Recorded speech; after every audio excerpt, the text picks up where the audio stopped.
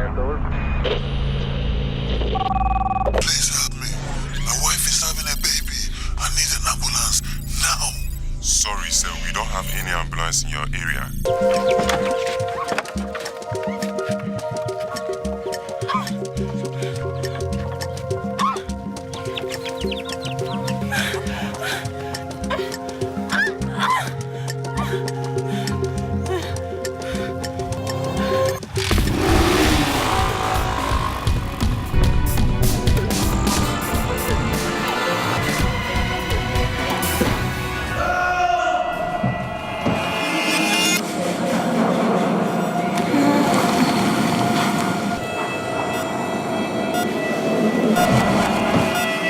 Hello and welcome to the Maternal Health Channel TV series.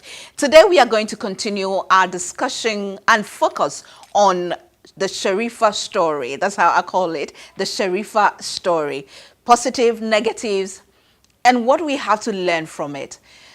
Today, the discussion is going to focus on the gender aspect of it. And I have the right people with me in the studio to do that. But first, we'll have to watch the documentary. My name is Ohinere Dr. Gifty. Welcome.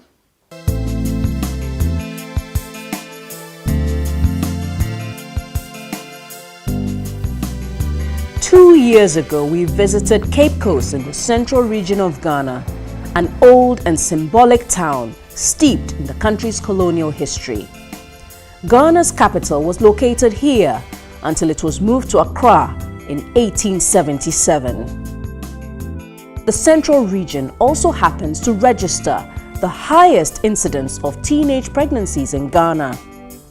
In 2012, over 13,000 teenagers became pregnant and dropped out of school. The social consequences are profound, not to mention the impact on families and the girls themselves. We've come here to meet some of the teenagers behind these worrying statistics and to understand what is driving up the numbers. Sharifa lives in one of the poorest neighborhoods in Cape Coast.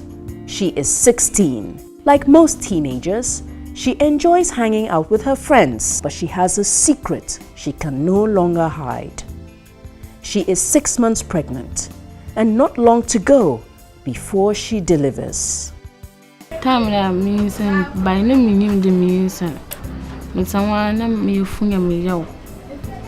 No, for 2 months in my menses, my kitchen may be every day. Many menses, no hospital, no catch from my aunt, no Sunday. Well, means by my pama canopy. But I'm upon them in to mobile some in the means. Kiss on in the way pay. Oh, the man who school now, I'm working no matter. These days, the only memory of being in school is this photograph with her best friend. A mistake on me. She says teenage pregnancy is very common here, but she is determined it would not happen to her. I mean, what's what happened on mother? That's I'm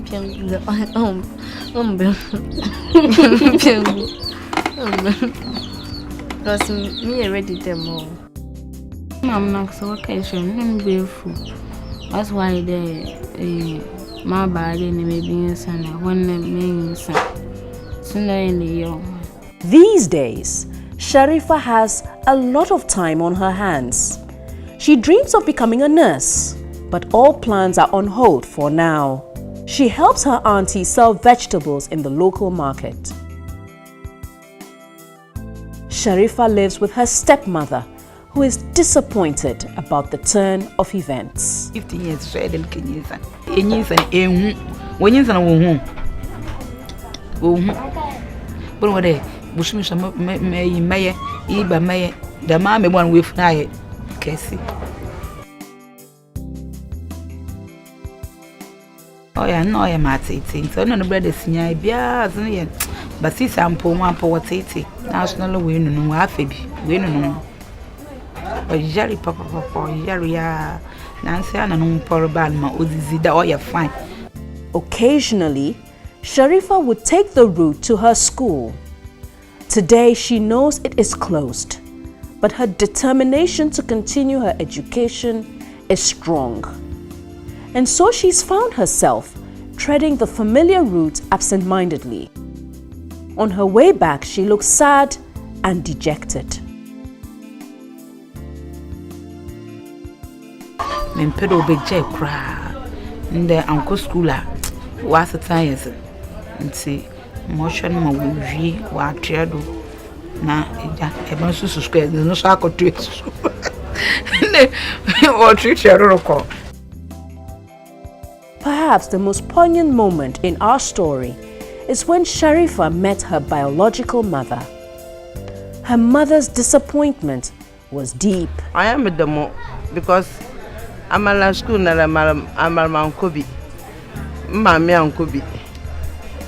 Nephew, so in Ankasal Papa won a Lankasa one shell.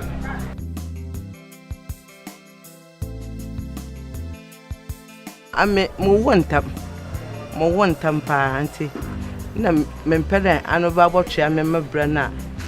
Why am I Mempelon Kababa count? I remember I had mamma. A pair also watch your Muslim. May he will find the oil over him. Not the man you come, Amma. As I am your Significantly, Sharifa's experience mirrors hers. She was also a teenage mother, and she would have wished a different life for her daughter. Okay, sir. Sharifa, I love you, Mom. I buy your fair. I bet your first in school, Emma.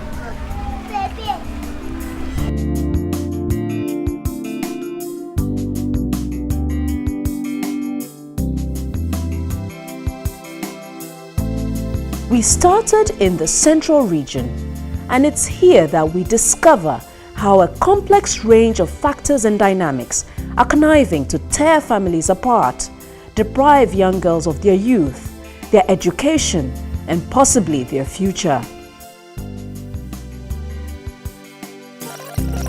That was 2 years ago.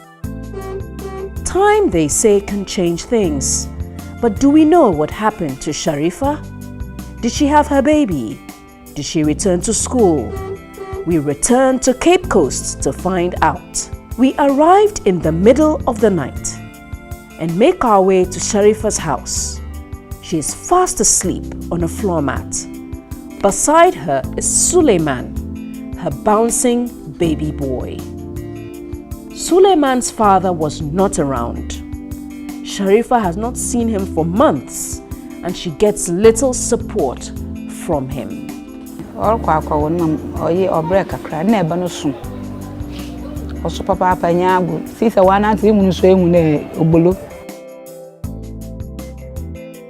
Morning breaks, and the neighborhood comes alive with domestic activities. Sharifa's day also starts at dawn. Her family sells food in the market, and corn is an essential ingredient. She helps by cleaning and preparing the corn for milling. This takes several hours every morning whilst her son sleeps. Bread dey be beer every day. Go to a brown or son na pana wine later, or sweet table, ne gonna pray. Be was a sound to ne pray. And sana, or Beginesi Banako. Ahmed is an elder in this community and knows Sharifa well. Yeah, cook a crabby that Cape Coast ha ekwan na but say area han. Na no kwasam no obeyen no oyabofra oko school. Ti dem American ya into school no mu ya na Sharifa kafa dem nyinsene ezebaya. Ncha abofra ba ze isudo a first na awofo no de ye hwe hwan de woboko school ubowie na ho so waba be ye impeyine pa ama Ghana man. Na and then we are na sesa abofra ba the age of 14 and 15 years. Awo pain enyim de erehwe abofra na abofra no so yeza na rape. Nti awefruma bi hon na abofra no ze nyinsan ozabo peo wodo. Obandama ohohian awofui pa. Ohohian pa. Eventually, Sharifa leaves home for school. It's obvious she is late, very late. Ebe yume yomi kontum ngor nsu ni oboka nsu hye ode egu an ntum obaye ebesisi afra no ho de na wankasa ebe ho adede late de ebe mo bia ebe. Sharifa is quite tired, but she walks through the meandering alleyways, determined to get to school. But before that, she takes her son to her auntie, who works in the market. Her auntie has agreed to look after Suleiman for the day, but it is a tearful moment for all as Sharifa says goodbye.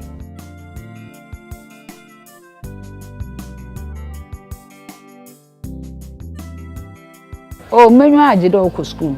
Nti ahas na oba ndam na onye meda. Wa na beru ko school be fa yefi na oba ye ne da. Cho onye ne da nti wa akoma basai. Ti na mama akoma sai na sisi ala zo oye. Afonso ananto. Wa a fine boy.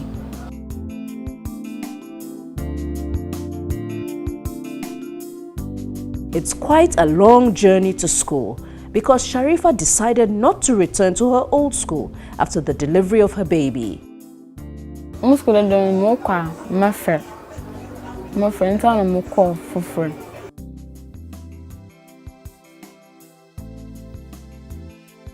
One of when you class school about Canada or kind my own school na by me pen them. Me pedal you be cast some by me yawa. Me interest no me na mo call na mo school for friend. Eventually, Sharifa arrives at her new school, but classes have already begun. The teacher shows the children the workings of a pinhole camera. Sharifa's new school shows every sign of stress. It's partly flooded and in need of urgent repairs. The head teacher is Mrs. Mensah. The environment is not all that conducive for learning, but the kids are very good, those who remain here. Sharifa is determined to continue her education at all costs.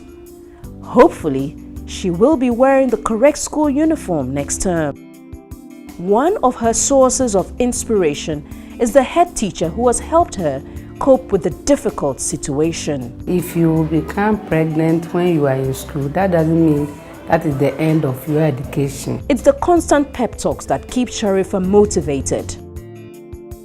She has also made new friends, and that is another good reason to stay in school.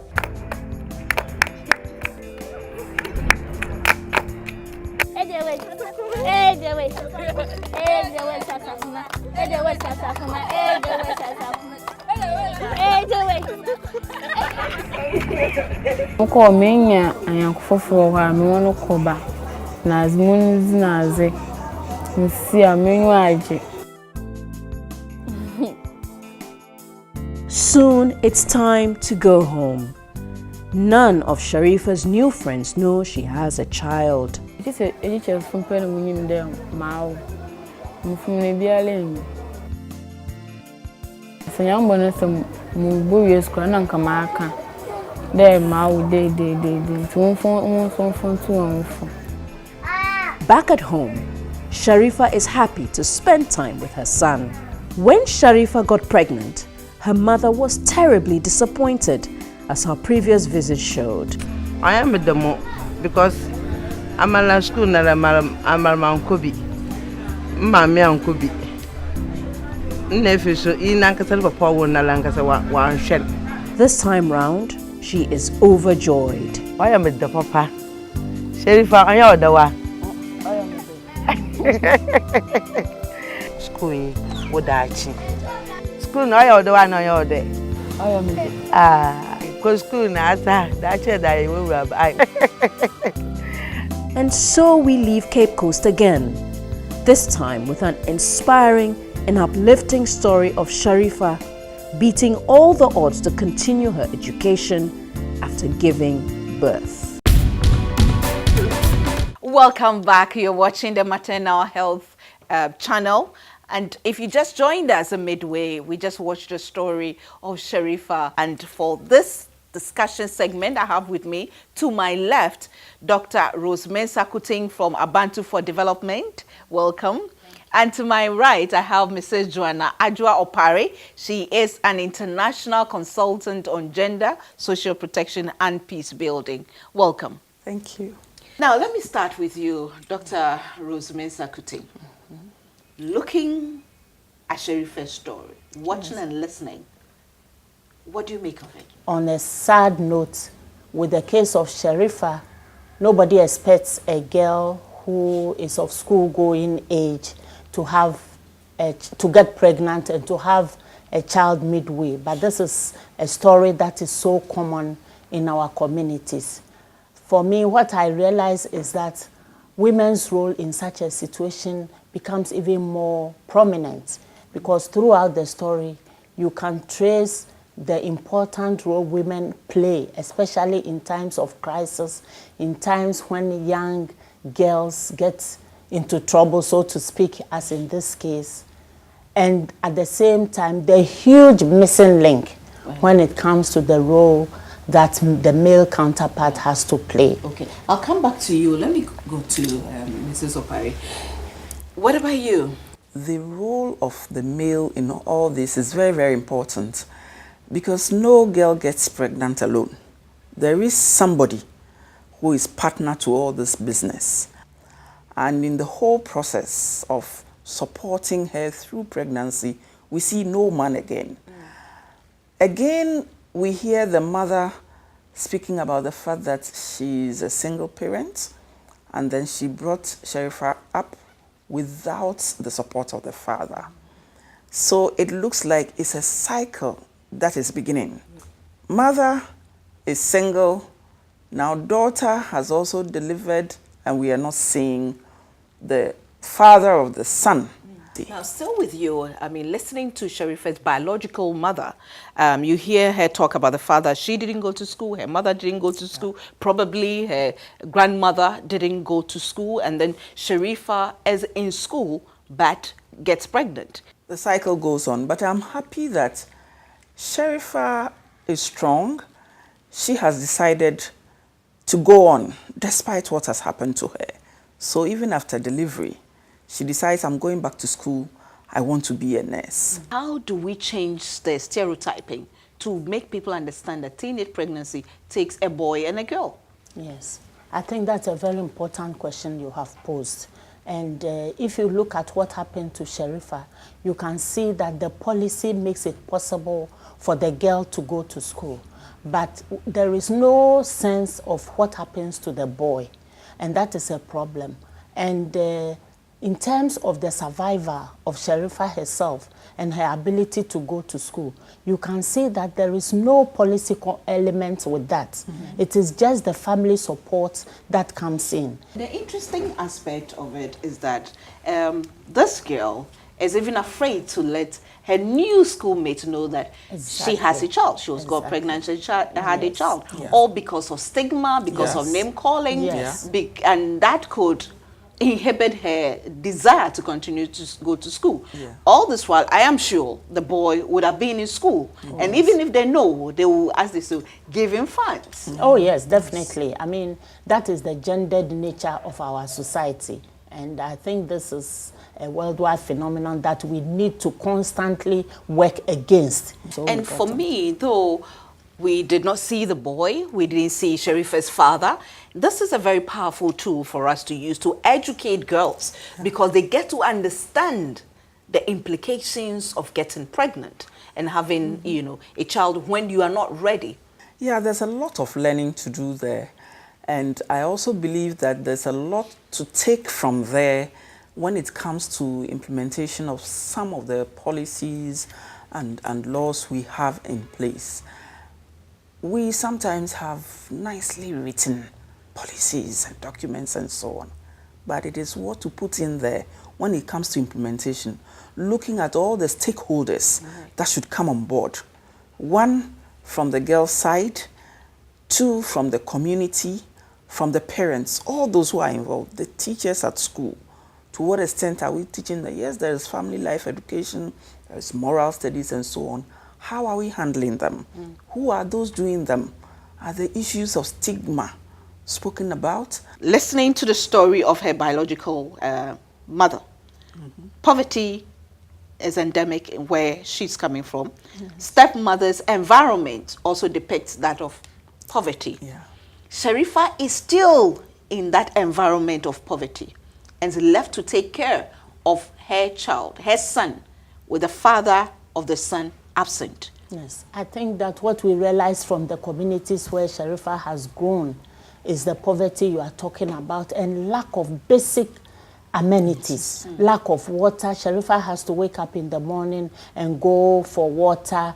I mean, lack of good sleeping facilities for Sharifa and even the baby. When you listen to Sharifa, she actually didn't even know that she was pregnant. Yeah. She didn't Which means that much of the time, these are very innocent girls. We have to put in an element of education. Auntie John, Doc talked about the issue of education. I want you to touch on socialization. When the girls are growing up, how to socialize them, educate them even on their menses, their menstrual cycle. How to know that this is a safe period, this is not a safe period. One big issue, which is a gap, and which impacts this issue of teenage pregnancy, is adult-youth communication. How to bridge the gap between parents and their teenagers when they are growing up. A lot of parents feel, should I say funny, talking about sex with their children. I've just come back from the north on a little research and asking them, when does your mother want you to get married? And say, oh, then they're laughing. We don't discuss that. I said, wow. Parents should engage their children. It is very, very important because they are the first point of contact. So as soon as you see your child get to a certain age, you have to start talking to them. These days, children even menstruate at the age of 8. I've seen an 8-year-old pregnant girl recently, and I'm shattered. 8 years, and she's pregnant. So I'm saying that, can we start even after 7?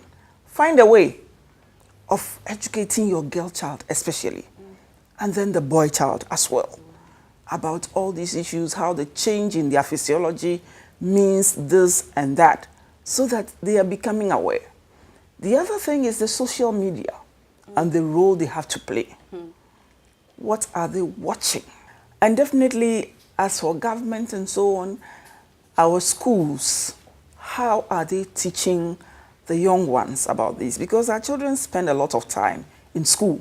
Yes. Would you endorse this notion being, pundit about that maybe the men should be made to marry the girls when they impregnate them? I think that is really a very conservative position, and I'll not endorse that. Because I think marriage is based on love, is based on willingness to share a life together. And a girl of 15 is just too little to be able to make a decision that I'm ready to marry. What do you advocate that should be done to handle the issue of teenage pregnancy that is becoming endemic? I think that we need to promote gender sensitivity in reproductive health education, very much so that the education is not only targeted at girls but also at boys. Again, we need to make sure that the policy making process recognizes the different elements involved in this. So much more interagency collaboration between the Ministry of Gender, Children and Social Protection with other ministries, Ministry of Health, Ministry of Education, so that together they can really formulate policies that specifically address these issues from the perspective of the boys and the girls. I think that we should look at gender issues at the district level, especially, because we operate a decentralized system of governance. And for us to be able to tackle the issues well, we should look at what is the role of the district assembly in all these. And as I had said already, it is about implementation. So what do? We have a whole big stakeholder, which is the churches and the religious groups. also the traditional leaders. In Ghana, on Sunday, I see people moving. Everybody is busy going to church and so on. So I ask myself, what is wrong with us? Do we hear with one ear and act with another? Or what? We need to talk. They say faith comes by hearing. We need to get the churches to reach out. We need to get our traditional leaders to also come on board. Gradually we'll get there. Obviously, this discussion is just a tip of the iceberg. We hope and pray that the discussion will be taken up. Thank you so much. Make a date with us next week. And I'm sure we'll have another very interesting topic for you to discuss.